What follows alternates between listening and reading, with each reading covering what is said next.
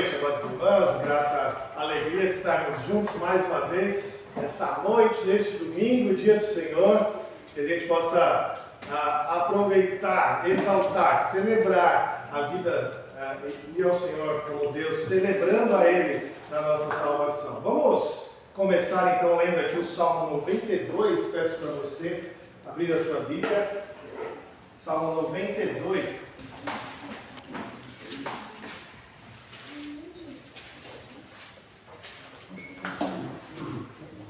Vamos fazer uma leitura alternada desse Salmo, Salmo 92, todo ele, os 15 versos. Eu vou ler aqui os ímpares e a igreja lendo os versos pares, Salmo 92. Diz assim: bom é render graças ao Senhor e cantar louvores ao teu nome, ó Altíssimo. Anunciar de manhã a tua misericórdia e durante as noites a tua fidelidade. Com instrumentos de 10 cordas, com saltério e com a solenidade da harpa. Pois me alegraste, Senhor, com os teus feitos, exultarei nas obras das tuas mãos. Quão grandes, Senhor, são as tuas obras, os teus pensamentos, que profundos. O inepto não compreende e o estulto não percebe isto. Ainda que os ímpios brotam como a erva e florescem todos os que praticam a iniquidade, nada obstante serão destruídos para sempre. Tu, porém, Senhor, és o Altíssimo eternamente. Eis que os teus inimigos, Senhor, eis que os teus inimigos perecerão, serão dispersos todos os que praticam a iniquidade. Porém, tu exaltas o meu poder como o do boi selvagem. Derramas sobre mim o óleo fresco. Os teus olhos veem com alegria os inimigos que me espreitam, e os meus ouvidos se satisfazem em ouvir dos malfeitores que contra mim se levantam. O justo florescerá como a palmeira, crescerá como o cedro no Líbano. Plantados na casa do Senhor, florescerão nos átrios do nosso Deus. Na velhice darão ainda frutos, serão cheios de seiva e de verdor. Para anunciar que o Senhor é reto, Ele é a minha rocha, e nele não há injustiça. Amém. Louvado seja o nome do nosso Deus. Que boa notícia é essa, em saber que o justo florescerá como a palmeira, crescerá como o cedro no Líbano. É bonito ouvir isso, é agradável saber que nós, justos, porque somos justificados em Cristo Jesus, somos estes que florescerão. Mas se você se agrada nisso, querido irmão, tira a sua aposentadoria de vista, tá bom? Crente não se aposenta. Crente não se aposenta. Olha só o que diz o outro verso. Plantados na casa do Senhor, florescerão nos átrios do nosso Deus. Na velhice darão ainda frutos. Não esqueça disso jamais. O crente, por toda a sua vida, continua dando frutos. E que a gente possa ser assim, porque a gente está bem plantado na casa do Senhor. Amém? Vamos orar? Vamos louvar o nome do nosso Deus em oração. Vou pedir que o presbítero Denilson faça essa oração por nós. Vamos orar, então. Senhor Jesus, diante da Tua presença, ó Pai, nós nos colocamos aqui nessa noite, ó Deus, para estar Te louvando, Te bendizendo, ó Deus, porque Tu és merecedor de toda a nossa adoração, de todo o nosso louvor, ó Pai.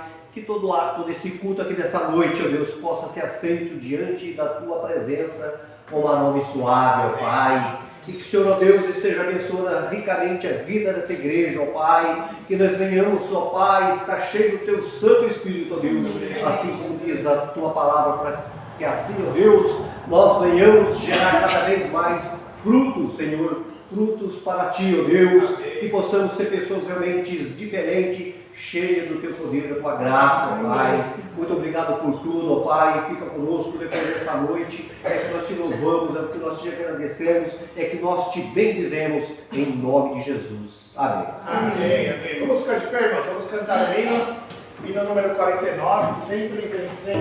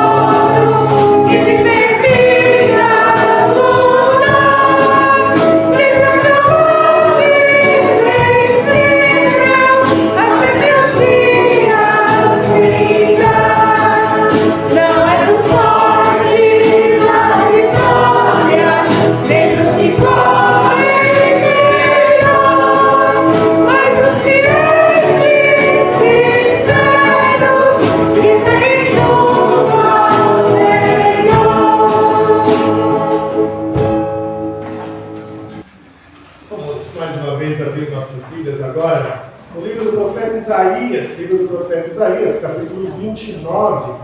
Abra sua Bíblia comigo, por favor. Livro do profeta Isaías, capítulo 29. Nós vamos ler dos versos 13 até o verso de número 16. Também vamos ler de maneira alternada esse texto. Isaías, capítulo 29, versos 13 a 16. A palavra de Deus nos exorta nesse momento de consagração, de confissão de pecados. Ela nos chama a atenção para o que o Senhor diz aqui. O Senhor disse: visto que este povo se aproxima de mim, e com a sua boca e com seus lábios me honram, mas o seu coração está longe de mim, e o seu temor para comigo consiste só em mandamentos de homens que maquinalmente aprendeu. Continuarei a fazer obra maravilhosa no meio deste povo. Sim, obra maravilhosa e portento, de maneira que a sabedoria dos seus sábios perecerá, e a prudência dos seus prudentes se esconderá. Ai dos que escondem profundamente o seu propósito do Senhor, e as suas próprias obras fazem às escuras, e dizem: quem nos vê? Quem nos conhece? Que perversidade a vossa, como se o oleiro fosse igual ao barro, e a obra dissesse ao seu artífice: ele não me fez, e a coisa feita dissesse do seu oleiro: ele nada sabe. Nós devemos nos encontrar com o Senhor, como nós fazemos sempre, principalmente quando nós nos achegamos a Ele como igreja, como nação santa, como povo de propriedade exclusiva do Senhor, como a família de Deus. Nós devemos nos achegar a Ele de verdade, nos aproximando dEle, não lisonjeando com a boca, cantando hinos, mas com todo o nosso compromisso com o Senhor. Que a gente não faça nada às escusas, que a gente não faça nada escondido, que a gente possa se entregar ao Senhor de verdade, de todo o coração, não maquinando: será que o Senhor vai nos ver? Será que Ele vai saber o que eu estou fazendo? Ele sabe, Ele é o nosso Criador, Ele nos conhece desde ainda em uma substância informe da barriga da nossa mãe. Ele nos conhece. A palavra de Deus diz que Ele nos amou antes da fundação do mundo. Ele nos conhece antes da fundação do mundo. Ele sabe muito bem o que a gente pensa, o que a gente quer, o que a gente almeja. Queridos, nesse momento de consagração, nesse momento de confissão de pecados, que a gente não esconda nada de Deus, que a gente possa falar para Deus toda a verdade. Fale para Ele, mesmo Ele sabendo. Conte para Ele. Ele quer ouvir de nós. Ele quer um compromisso do nosso coração. Ele sabe o que a gente fez, Ele sabe o que a gente pensou, mas Ele quer que a gente fale com Ele, que a gente converse com Ele, que a gente se aproxime dEle e que a gente renove diante do Senhor o que Ele requer de nós. Queridos, vamos orar agora, silenciosamente, falando com Deus, pedindo a Ele perdão de pecados, pedindo que Ele nos perdoe como indivíduos, como família, como igreja que somos. Vamos orar alguns instantes silenciosamente. E depois de alguns momentos de oração silenciosa, eu peço para o irmão, seu Davi, fique de pé e faça uma oração de confissão de pecados. Vamos orar.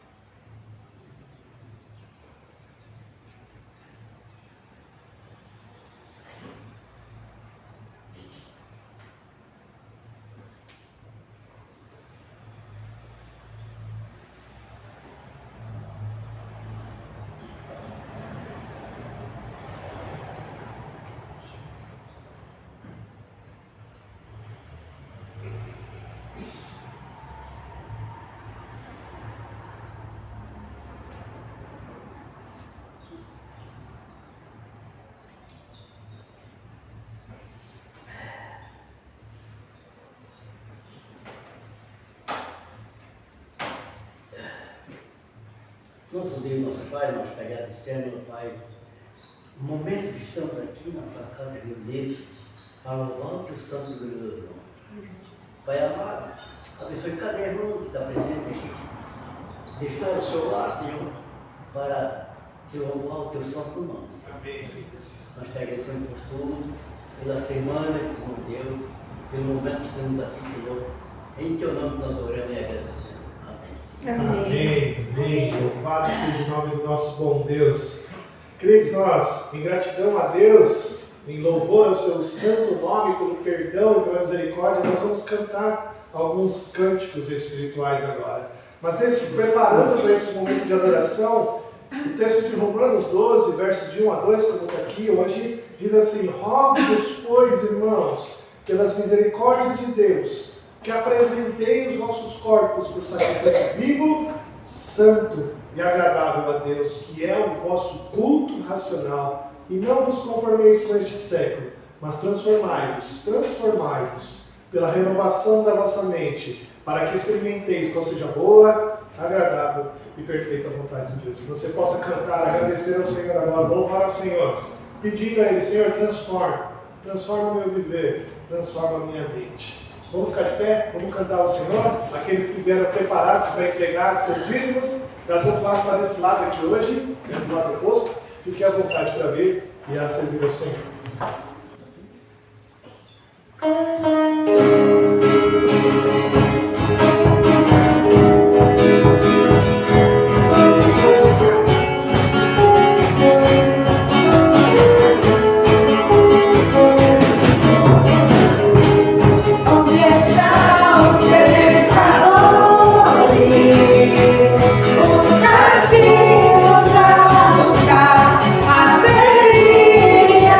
Cuidar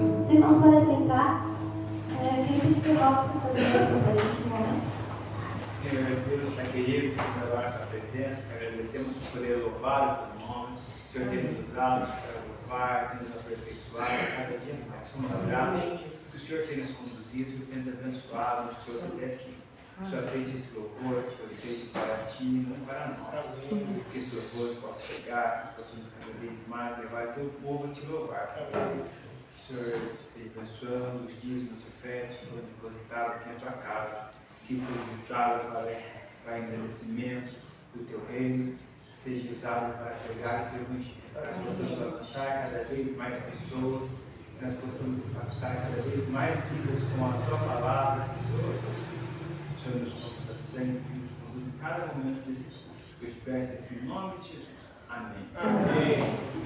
Chamar as crianças à frente, podem vir, todos os pequeninos.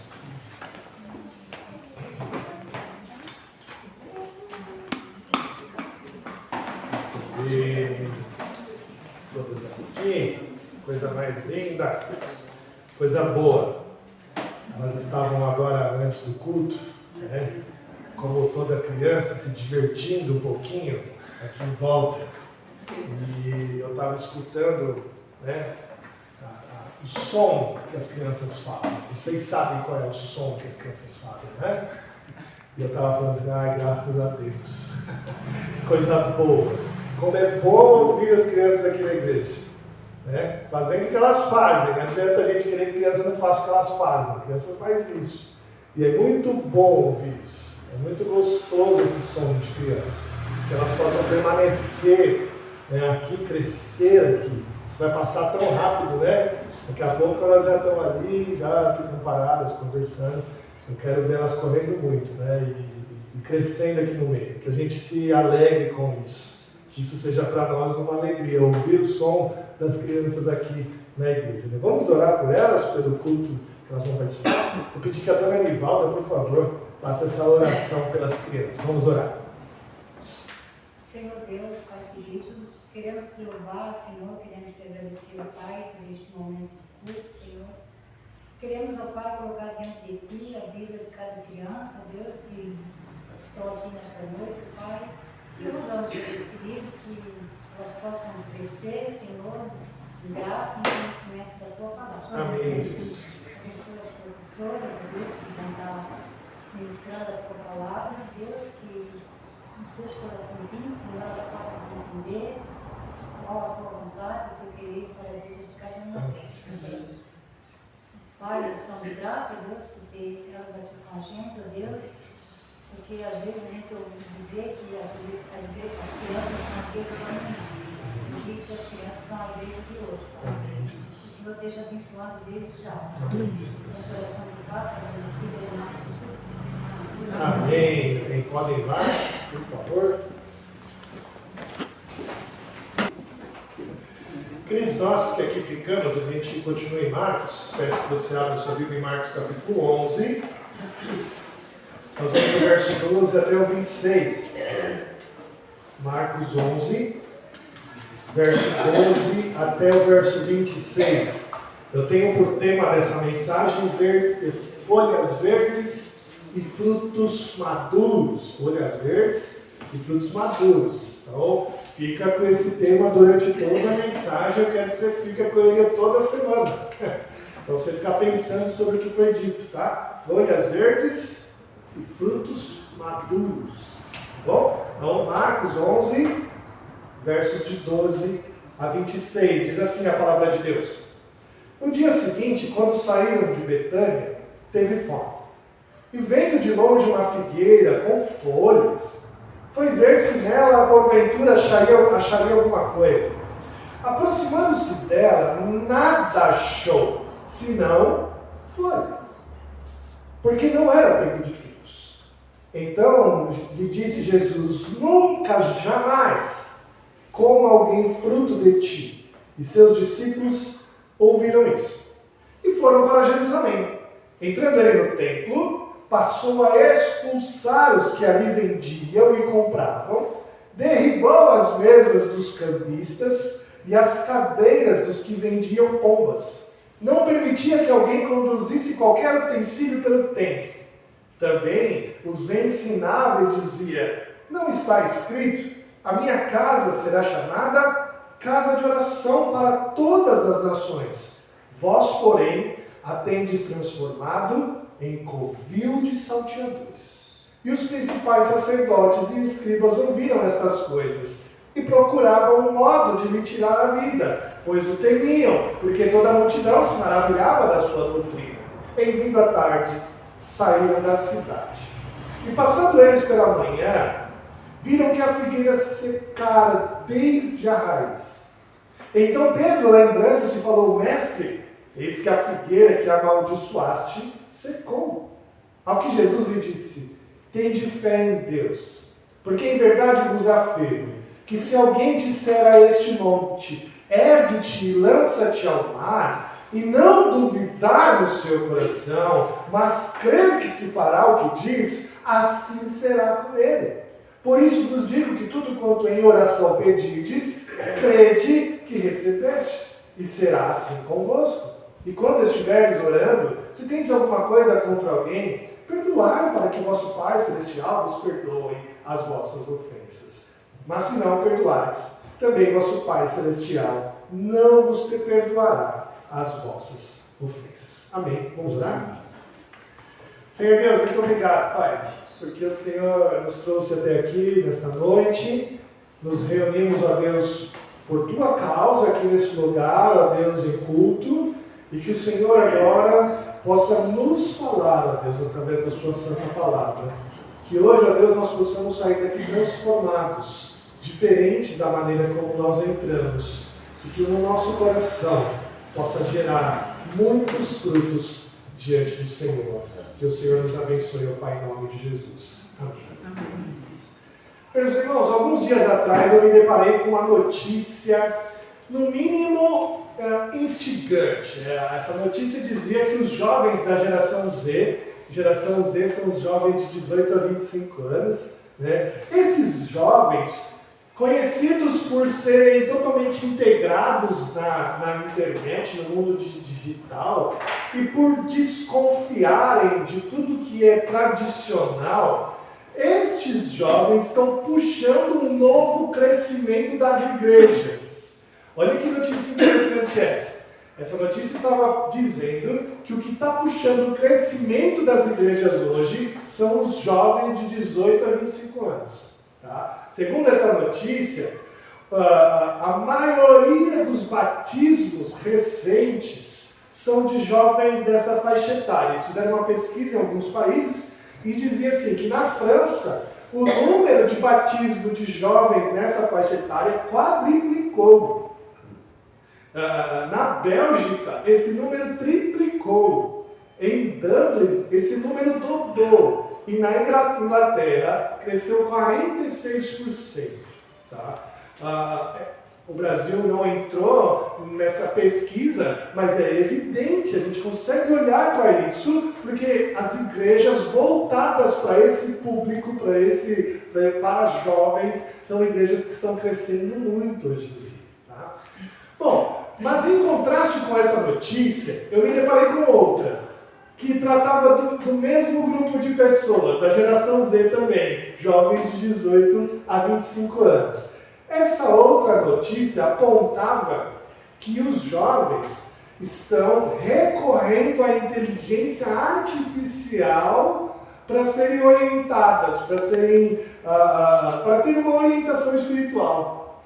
Olha que interessante isso. Eles estão indo para o ChatGPT, eles estão indo para aplicativos de celular que simulam Deus, para terem conselhos espirituais, para fazerem pedidos ao Senhor, para terem arrependimento de pecados, para ter alguma alegria espiritual.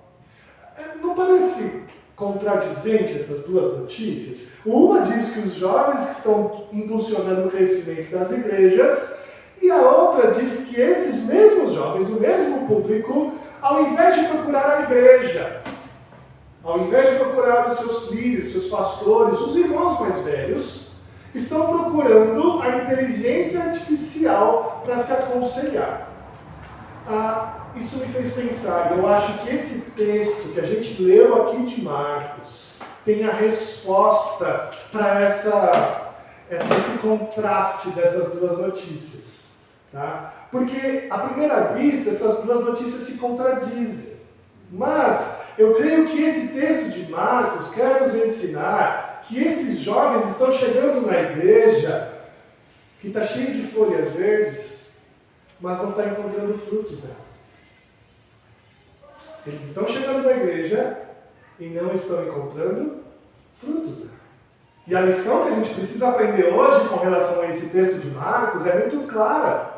Uma verdadeira igreja não pode se contentar apenas em produzir folhas, em atrair pessoas, em ser grande, em ser uma igreja que aparenta ser saudável. Uma verdadeira igreja tem que produzir frutos, tem que ter vida, tem que ter algo que traga vida para essas pessoas. É isso que a gente vai aprender hoje, meus irmãos, com 3 pontos simples, tá? O primeiro ponto é uma árvore cheia de folhas. O segundo ponto é um templo cheio de ladrões. E o terceiro ponto é uma oração de fé que salva. Uma oração de fé que salva. Primeiro ponto, então, uma árvore cheia de folhas. Jesus estava aqui já no dia seguinte. O capítulo 11 marca o início da Semana da Paixão, começa com o domingo da Semana da Paixão, Jesus vai morrer na sexta-feira e vai ressuscitar no próximo domingo. Aqui, esse dia é segunda-feira, é depois do domingo, certo? O que aconteceu aqui nessa parte do capítulo 11 com a figueira e o ato da purificação do templo, narrados aqui por Marcos nesse dia, depois da entrada triunfal de Jesus. Para que a gente entenda essas duas histórias, é muito legal. Marcos usa uma ferramenta gramatical que eles chamam de sanduíche. O que isso significa? Marcos usa uma técnica de colocar uma história principal. No meio dessa história, no recheio dessa história, ele conta um caos, ele conta uma situação. E depois ele termina a história que ele começou. Essa técnica gramatical que Marcos usa muito, nos ajuda a entender que essas duas histórias estão interligadas. Elas estão falando da mesma história, elas estão contando a mesma lição. Então, quando Marcos relata a figueira sem frutos, ele fala da purificação do templo. E ele conclui com a figueira que tinha passado, ele está mostrando para nós que essas duas histórias estão interligadas, é um sanduíche. São os pães e o recheio no meio, tá certo? Essa estrutura quer nos ensinar que tanto a história da figueira quanto a purificação do templo falam do mesmo assunto. A figueira aqui passa a ser uma parábola encenada. É tão lindo isso de Jesus que ele não ensina só contando histórias. Ele ensina vivendo. E a figueira se transformou numa parábola, numa história, da qual ele encenou diante dos seus discípulos. E aí Marcos começa relatando esse dia, da qual eles saem de Betânia, no dia seguinte, na segunda-feira, e no caminho Jesus teve fome. A gente não sabe por que essa história começa com Jesus tendo fome. Será que ele não teve um café da manhã apropriado? A gente não sabe disso. Mas o que é bonito desse texto é perceber a humanidade de Jesus. Jesus se mostra muito, muito humano quando ele fala que ele teve fome. Mostra uma dor. Eu não sei se você já passou por essa dor de ter fome, mas saiba, Jesus passou por todas as dores. E se um dia você passar por uma dor sequer, qualquer que for, seja ela fome, seja ela qual for, saiba que a humanidade de Jesus fez ele experimentar estas dores. E ele sabe o que você precisa. E ele sabe o que você está passando. Fale com ele, porque ele sabe o que está passando.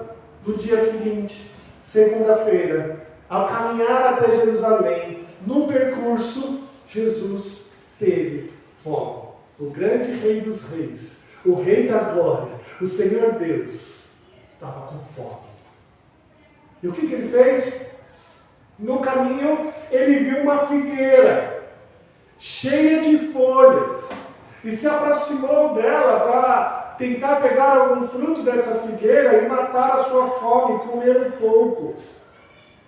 E quando Jesus não viu fruto nenhum, ele amaldiçoou a figueira. Amaldiçoou. A pergunta que fica para nós é: Por que Jesus quis comer fruto de uma figueira que não tinha frutos? Por que Jesus quis comer frutos de uma figueira da qual não era tempo de figos? Não é uma pergunta interessante de se fazer? Por que ele amaldiçoou uma figueira que não tinha frutos? E o texto diz, não era tempo de figos. Meus irmãos, há uma característica muito interessante das figueiras. Eu não sei se você já sabia disso, ou já percebeu isso, mas é muito parecido com as macieiras. Ela só tem folhas no tempo da colheita. Fora do tempo da colheita, ela fica completamente sem folhas. Secas. Secas. Parece uma árvore morta, uma árvore sem vida. Um galho, sabe? Parece uma árvore cheia de galhos apenas. Essa é a característica da figueira. A figueira, no tempo que não é o da colheita, ela está completamente seca. Qual é o tempo da colheita? Existem 2 tempos, tá? De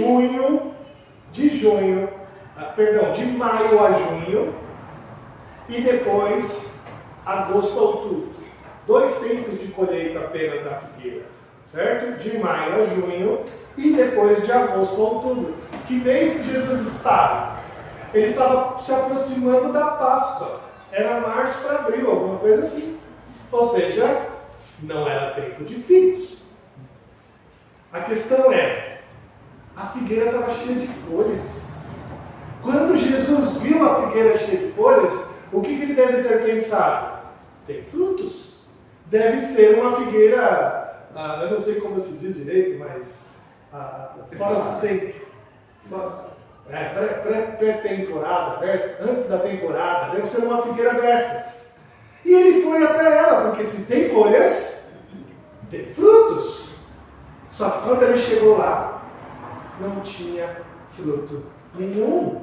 Aquela figueira estava sem frutos. Ou seja, era uma figueira sem vida. Apesar de ter folhas verdes, ela não tinha frutos nenhum. Era uma figueira que não estava saudável. Era uma figueira que não iria produzir frutos lá no tempo da colheita, porque ela estava já com algum problema, ela já não estava saudável. E quando Jesus não encontrou fruto algum, quando ele percebeu que aquela figueira não era saudável, que ela só aparentava saúde, ele ficou indignado com ela e a amaldiçoou. Bom, o primeiro ponto é esse. Uma figueira cheia de folhas. O segundo ponto é um templo cheio de ladrões. Depois de Jesus ter amaldiçoado a figueira, eles continuam o seu percurso e vão para Jerusalém. Chegando em Jerusalém, eles entram no templo. E ele havia estado no templo no dia anterior, lembra? Quando Jesus chega em Jerusalém, tem a sua entrada triunfal em Jerusalém, aonde ele vai para o templo. Ele chega no templo, ele dá uma olhada, verifica o que estava acontecendo e volta para Betânia. Meus irmãos, certamente Jesus ficou a noite inteira pensando o que fazer naquela situação. Jesus não deve ter dormido direito, pensando sobre aquele templo cheio de ladrões. O texto diz aí, acompanhe comigo de novo, o verso 15 diz, e foram para Jerusalém, entrando ele no templo, olha só, passou a expulsar os que ali vendiam, os que ali compravam, derribou as mesas dos cambistas, as cadeiras dos que vendiam pomba, e não permitia que alguém conduzisse qualquer utensílio pelo templo. Olha só, são 4 grupos de pessoas aqui que Jesus ficou muito irado. Os que vendiam, os que compravam, os cambistas e os que conduziam utensílios pelo templo. O motivo de Jesus fazer isso é bem claro. Ele diz para nós, vós, porém, tendes transformado o templo em covil de salteadores. Jesus disse que a ira dele era por causa disso, porque eles eram ladrões. Aí a gente tem que se perguntar aqui para entender bem o texto. O que estava acontecendo com o templo ali? O templo era dividido em partes. Havia uma parte maior, exterior, que era chamada de Pátio dos Gentios. Era naquele lugar maior que os gentios poderiam chegar, se aproximar. Mas dentro do templo havia o Pátio de Israel. Esse Pátio de Israel era dividido pelo Pátio das Mulheres e o Pátio dos Homens. Bem menor, bem pequeno. Mais adiante havia um santo lugar, onde estavam os utensílios, a mesa, os pães, onde os sacerdotes se lavavam. E ali mais adentro, o Santo dos Santos, onde havia ali a presença do Senhor. Ali só podia entrar o sumo sacerdote. Aonde Jesus adentra aqui é o Pátio dos Gentios, a parte maior. E essa parte do templo estava repleto de pessoas vendendo, comprando, fazendo câmbio e conduzindo, transportando utensílios para lá e para cá. Existe uma razão para isso, eu vou explicar. O problema é o seguinte: todo judeu, todo povo de Israel precisava levar um animal até o templo para ser sacrificado. Todo o povo de Israel precisava. E eles moravam muito longe, de diferentes lugares. E para conduzir um animal até o templo era trabalhoso. Imagina só você ir com a sua família até o templo. Você está levando ali a esposa, filhos, né? Sogro, sogra. Você está levando ali o seu animal para sacrificar. Não só o seu, mas você está levando do seu filho, da sua esposa. E você está levando um longo caminho, caminhos difíceis de percorrer. O animal podia se machucar, não seria aceito, porque tinha que ser um animal puro. O animal poderia ser um animal que pegou uma doença. O animal poderia ser roubado, poderia ser furtado no caminho. E aí você perderia o animal. O que o povo de Israel fazia? Levava dinheiro, chegava lá em Israel e comprava um animal. E existia a possibilidade de você comprar um animal já pré-aprovado pelos sacerdotes, que te facilitava a vida. E para fazer isso, você precisava trocar o dinheiro judaico. E aí tinha os cambistas, aqueles que faziam o câmbio. E isso te facilitava. O problema aqui é que isso estava acontecendo dentro do templo. Esse comércio devia ficar fora do templo. Esse comércio devia ficar fora de Jerusalém. Ao adentrar Jerusalém, você poderia fazer essa compra. Não dentro do templo. Mas o que eles transformaram o templo? Em mercado. E ao fazer isso, cobrava-se mais caro. Se aproveitava do peregrino. Se aproveitava do pobre. E isso para Jesus foi indigno. Porque no templo era para ter o que ali? Adoradores. Pessoas fazendo oração. Pessoas louvando ao Senhor. E não fazendo comércio.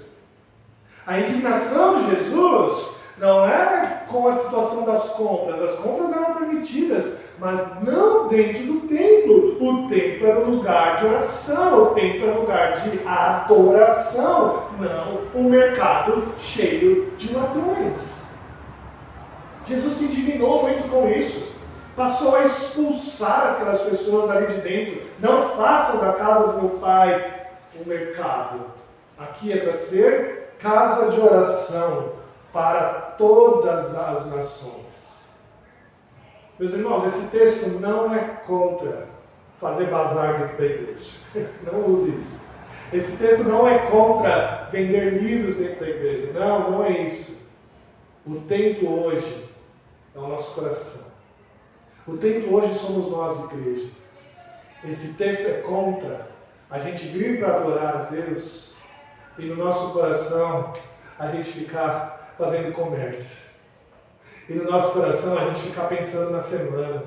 E no nosso coração a gente não está adorando a Deus de verdade. A gente está aqui, mas a gente está pensando em outras coisas. A gente está pensando em tocar uma boa música, a gente está pensando em comer uma boa pipoca depois, a gente está pensando em conversar talvez sobre aquele plano que a gente tem, a gente está conversando, puxa, talvez eu precise alugar uma casa, vender uma casa, talvez eu precise comprar um carro melhor. Você não pode me ajudar? A gente não pode estar pensando nisso. Quando a gente vem adorar o Senhor, quando eu venho cultuar a Deus, eu tenho que vir para adorá-lo, para orar, para falar com Deus, para entregar o meu coração em adoração ao Senhor. É para isso que a gente está aqui. A indignação de Jesus foi porque o culto que eles estavam fazendo era um culto sem significado, era um culto sem propósito, era um culto de coração dividido. Eu estou aqui porque eu preciso estar, mas eu queria mesmo estar adiantando o meu trabalho da semana. Eu estou aqui porque eu estou acostumado já a vir aqui, mas a minha cabeça está, ai meu Deus, amanhã eu tenho aquele cliente chato para atender. Como que está seu coração? Como é que está o nosso coração quando a gente vem para a igreja? O nosso coração está como um verdadeiro adorador. O nosso coração está para orar porque estamos na casa do Senhor, como igreja estamos, ou o meu coração está vazio, só cheio de folhas, sem nenhum fruto, vazio de vida, vazio de adoração. O que Jesus encontrou aqui, queridos, foi uma figueira sem fruto e uma igreja sem fruto, sem vida, sem adoração. Jesus encontrou uma figueira que aparentava ter vida, mas sem vida nenhuma, sem fruto algum. Jesus encontrou um templo cheio de pessoas, mas sem adorador, sem ninguém fazendo oração. O que ele encontrou foi um baita de um comércio, gente gritando, vendendo, cheio de animais, fazendo sujeira dentro do templo. O que Jesus teria encontrado nos nossos dias? O que Jesus teria encontrado nos nossos dias? Por que os jovens da geração Z, 18 a 25 anos, estão indo para igrejas voltadas para o público de jovem e têm se aconselhado com o ChatGPT? Porque tem encontrado nessas igrejas uma igreja só de folhas, sem vida. Uma igreja da qual elas esperam encontrar alguma coisa no seu coração, encontrar o porquê da minha vida, encontrar como eu sei, como eu encontro a salvação em Cristo Jesus, mas não estão encontrando frutos. Não estão encontrando adoradores. É isso que Jesus quer nos ensinar aqui, meus irmãos. Mas Marcos faz uma coisa maravilhosa. Ele vai fechar essa história. O outro lado do pão, ele vai encerrar a narrativa com uma explicação. E aí Marcos começa a dizer para nós aqui, que é o terceiro ponto, sobre uma oração de fé restauradora. E aí eles começam encerrando o assunto no verso 20, dizendo: e passando eles pela manhã, viram que a figueira secara desde a raiz. Ele volta na história, ele está falando: olha, essa história tem conexão, essas duas histórias têm conexão, eu vou encerrar essas duas histórias agora, preste atenção. E aí Pedro pergunta para ele: mestre, eis que a figueira que amaldiçoaste secou. E aí Jesus ensina. E aí Jesus ensina o que ele queria ensinar. Tende fé em Deus, porque em verdade vos afirmo, se alguém disser a este monte, ergue-te e lança-te no mar, e não duvidar do seu coração, mas crer que se fará o que diz, assim será com ele. Não ache que Jesus está falando de montanha. Não ache que Jesus está falando de uma montanha ser lançada no mar. Jesus está falando assim: se você orar com fé, o impossível pode acontecer. Se você orar com fé, uma figueira morta pode dar frutos. Se você orar com fé, um templo morto pode dar frutos. Jesus está falando: falta oração, falta você crer.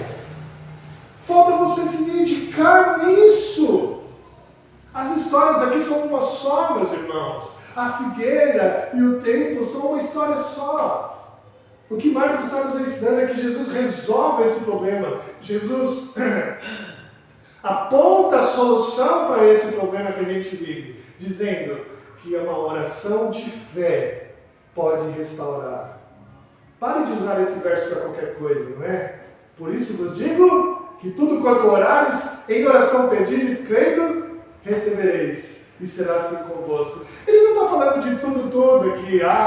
Se eu orar pedindo para Deus me dar um aumento, Ele vai me dar um aumento. Se eu orar pedindo para Deus que eu preciso fechar aquele negócio, Ele vai. Isso é verdade também. Mas Jesus está falando aqui de crentes sem vida, de crentes que não dão frutos, de igreja de templo, que somos nós, que não frutifica mais. Jesus está falando disso. E Ele está falando que se a gente orar, pedir com fé, crendo, vai acontecer. Vai acontecer. O foco aqui, meus irmãos, está na aparência sadia de algo sem vida. A aparência de uma figueira sadia, sem fruto nenhum. A aparência de um templo cheio, mas cheio de ladrões. O que se encontra ali é decepção. O que se encontra ali é algo sem vigor, é comércio, é vaidade de vaidade, é fome. Fome de oração, fome da palavra de Deus, fome de vida. O que nós precisamos lembrar aqui, meus irmãos, o templo não é mais pedra. O templo não é esse lugar construído. O templo são as pessoas, as pedras vivas, das quais são construídas tendo a pedra angular, Jesus.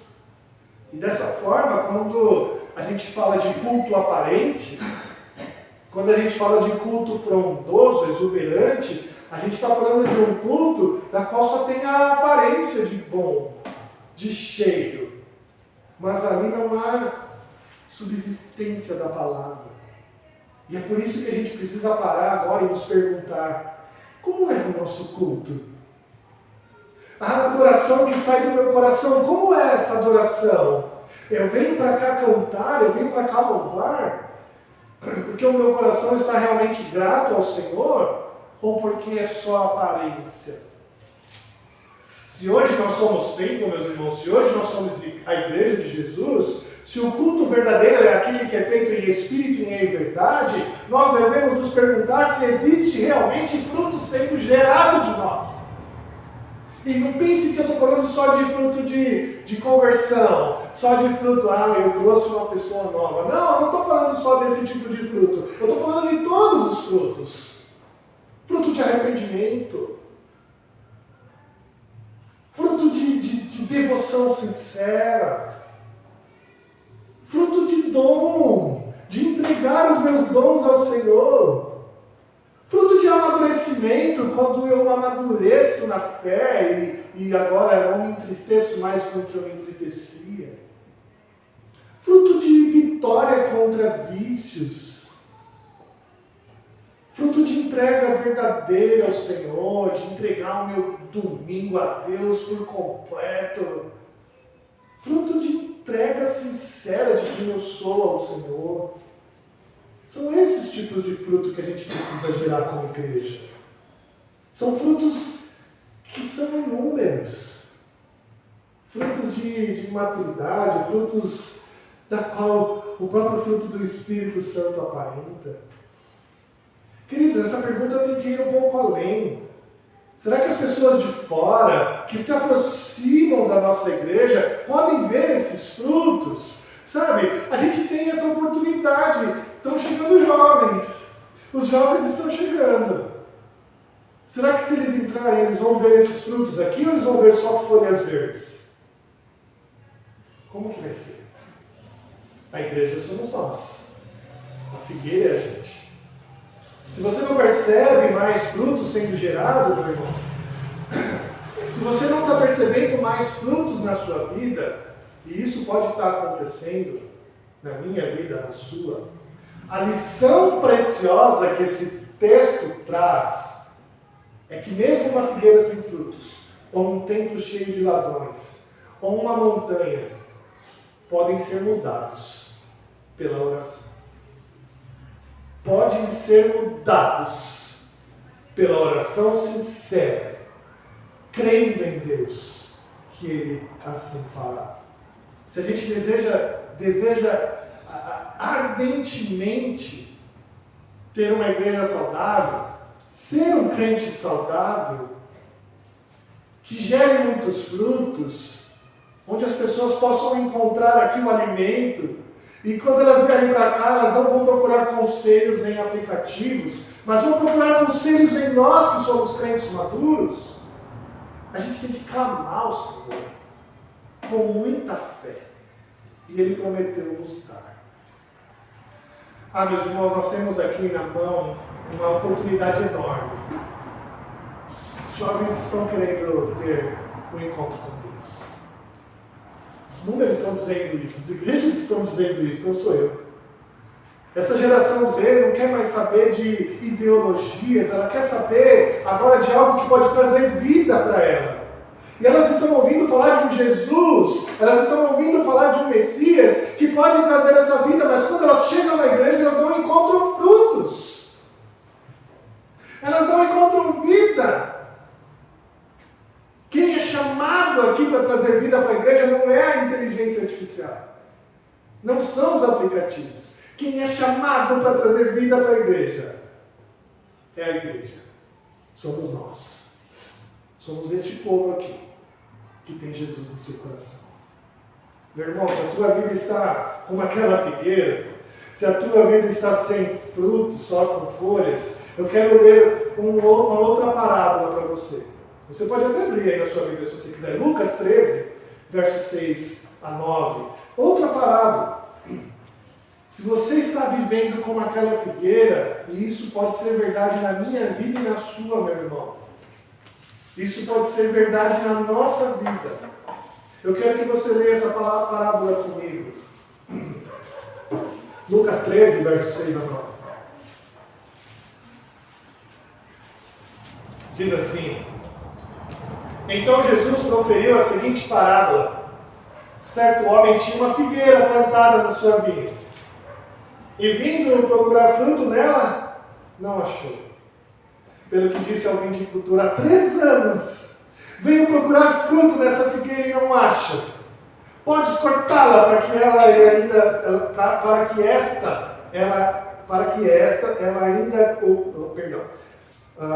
podes cortá-la para que esta ela ainda ocupa inutilmente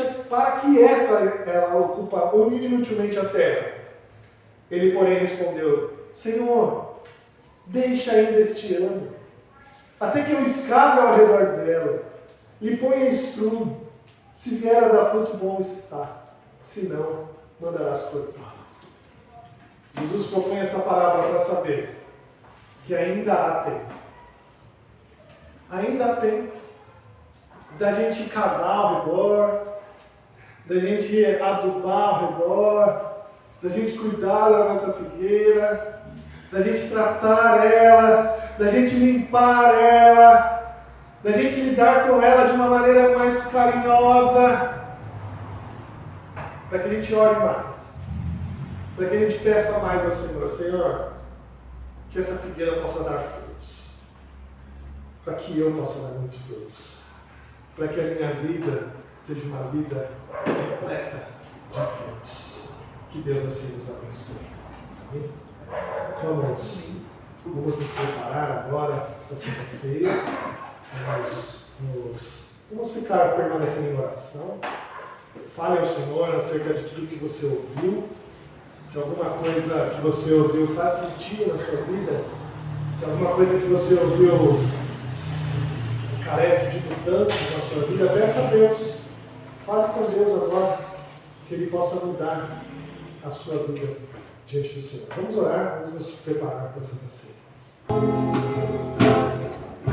Convidar o Denilson para que venha aqui me auxiliar, por favor.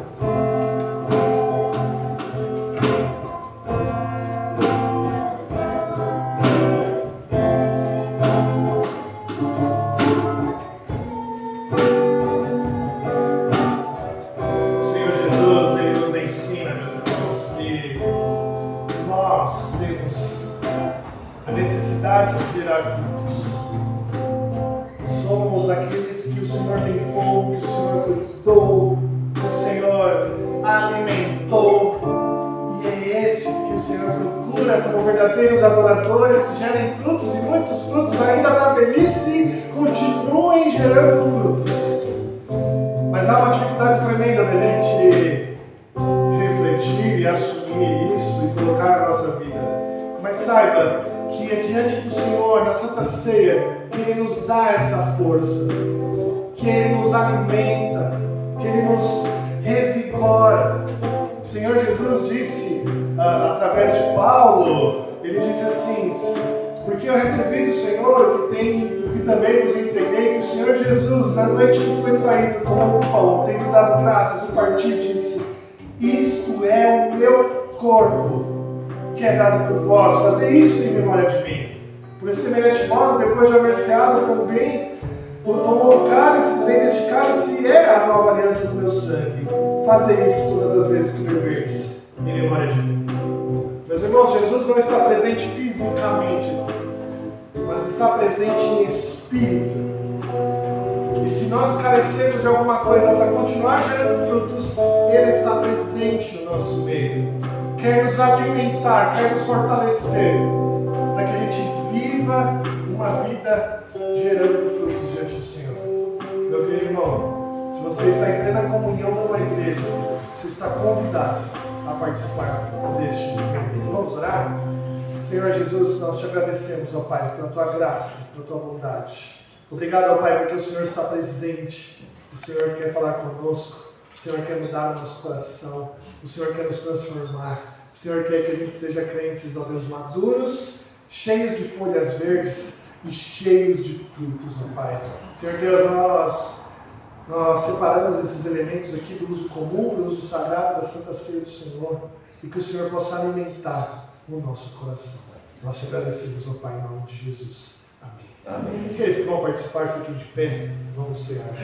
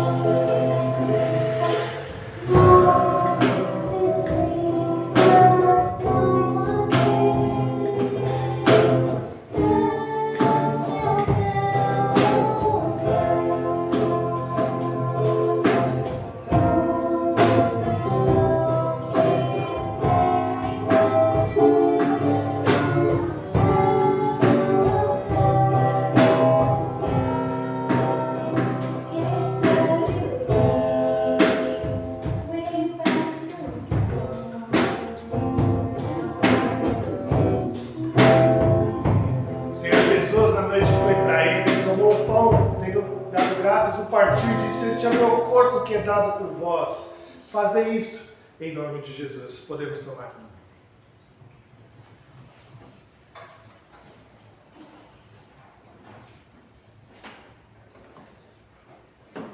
Depois de haver ceado, o Senhor Jesus tomou o cálice e também distribuiu, serviu a igreja. Assim, se você tomou do pão, também é convidado a tomar do vinho.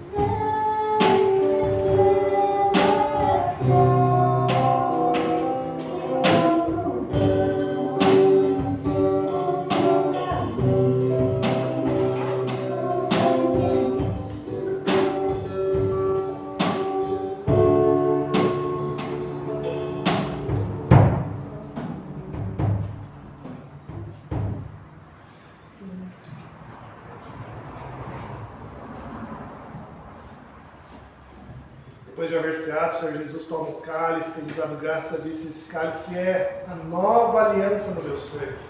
O sangue de Jesus derramado em favor de nós, daqueles que Ele escolheu, para que deem muito fruto. Podemos tomar dele todos, disse Jesus.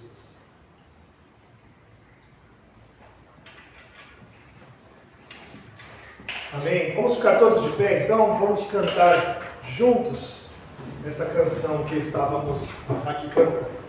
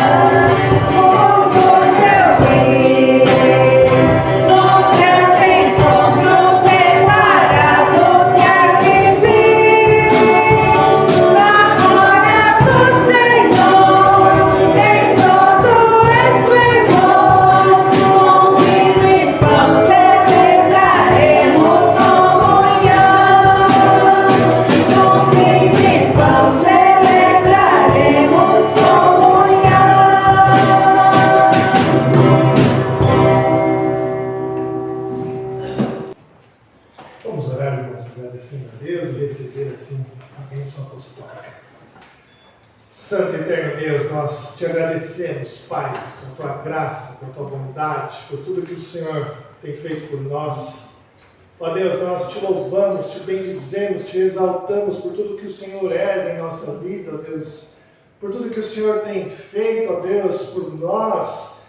E apesar de nós, ó Deus, apesar de nós, o Senhor tem sido maravilhoso, bondoso, misericordioso, ó Deus, e tem enchido o nosso coração de alegria, de maravilhas, ó Deus perene. Ó Deus, não nos faça esquecer da tão grande graça do Senhor, ó Pai. Não nos faça esquecer, ó Deus, e transformar os nossos corações em corações repletos de vendilhões, ó Deus. Um mercado de finanças, ó Deus. Ajude-nos a ter um coração totalmente voltado a Ti, um coração de verdadeiro adorador, um coração, ó Deus, que está repleto de alegria de Te servir, ó Pai, e que nele gere muitos frutos, ó Deus. Ajude-nos, ó Pai, a sair de uma figueira sem frutos para uma figueira repleta de frutos. Que a nossa vida possa ser uma vida, ó Deus, que saia de um marasmo, que saia de uma secura para uma vida repleta das Tuas bênçãos. Que a gente possa perceber ao nosso caminhar, ó Deus, que temos melhorado, ó Deus, em pecados vencidos, que temos melhorado porque temos perdoado ao nosso irmão, que temos melhorado porque temos tido vidas, ó Deus, de devoção ao Senhor, que temos melhorado porque temos tido, ó Deus, vontade de te servir, vontade de te adorar na igreja, que temos melhorado por ter vontade de exercer o meu dom ao Senhor, de colocar os meus talentos na tua disposição, ó Deus. Nos ajude nisso, ó Deus. Queremos ter uma vida que resplandeça o Senhor, uma vida que demonstre o Senhor bondoso para as pessoas lá fora. E quando chegar alguém, ó Deus, perto de nós, que elas possam encontrar vida, frutos demasiados, ó Deus, frutos em abundância, que elas possam ver e se encantar e se encher, ó Deus, e estar dispostas a ficar perto do que tem vida, Deus. Obrigado, Deus, por isso. Que o Senhor nos abençoe, ó Deus, nos dê uma semana de alegria na tua presença, ó Pai. Que o Senhor abençoe a Edjane, que está completando aniversário hoje, ó Deus. Que o Senhor dê graça a ela. Que o Senhor derrame suas bênçãos em sua vida, ó Pai, dela, da sua família. Abençoe, ó Deus, a Petra, ó Deus, que está bem, a Luna, ó Deus, que fez a cirurgia, está bem aqui conosco, ó Deus. Louvado seja o teu santo nome por isso, ó Deus. Obrigado porque o Senhor tem nos dado vitórias, ó Deus, e tem nos dado a alegria de poder contá-las aqui, ó Pai. Que o Senhor seja abençoado e louvado pelas nossas vidas, ó Pai. Que nós possamos voltar agora para as nossas casas em segurança, que nós possamos voltar aos nossos lares, ó Deus, transformados, e que essa semana seja uma semana diferente, ó Deus. Uma semana da qual o Senhor esteja em primeiro lugar em todas as coisas. Nós te louvamos, ó Pai, em nome de Jesus. Amém. Querida família de Deus, aqui reunida, ide em paz, Que o Senhor Deus, o Deus da aliança, ilumine o seu caminho. E que o amor do Pai, a graça do nosso Senhor Jesus Cristo e a consolação do Espírito Santo de Deus esteja com você, hoje e para todo sempre. Amém.